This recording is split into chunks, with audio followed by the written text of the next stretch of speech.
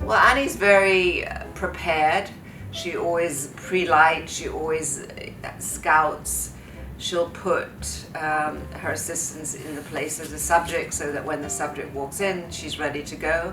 But she also does all of her research. I mean, she's very aware of who the subject is, what they care about, why they're being shot, and she always goes with a very clear image in her head. And I can try and talk her out of it, or Radhika can try and talk her out of it, or whoever it is that she's working with, but it makes no difference. She'll just go ahead and shoot that image. Of course, the greatest Rolling Stone cover of all times was the portrait she shot of John Lennon and Yoko Ono together in the week before John was assassinated.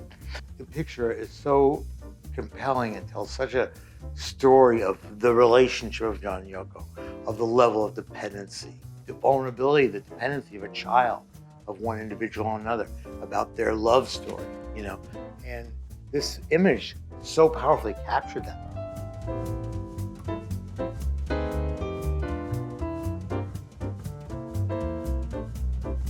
The Keith Haring portrait, where she kind of leaves the idea of just straight out portraiture and works with artists in a more conceptual way. And Keith Haring painting himself with Keith Haring and then Annie Leibovitz photographing this is a big step away from a just straightforward portrait.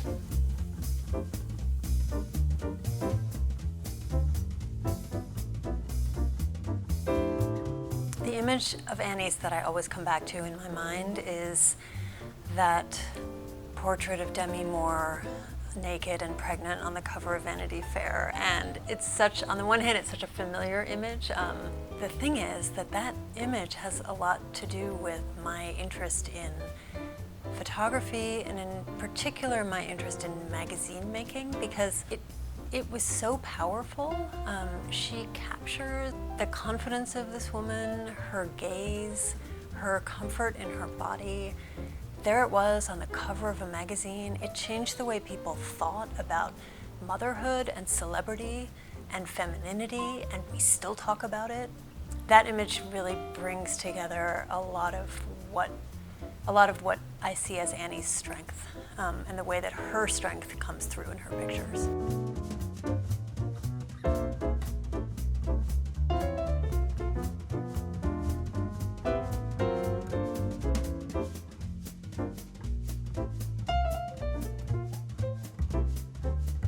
The word energy. She doesn't just walk into a room, she kind of bounds in. And when she enters a space, it's like she just attracts all of your attention.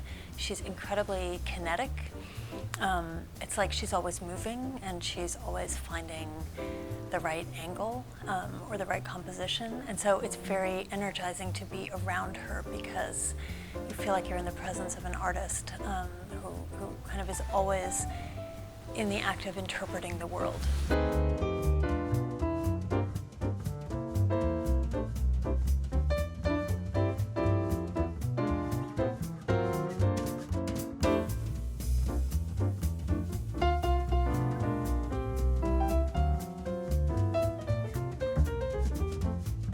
She captures the person.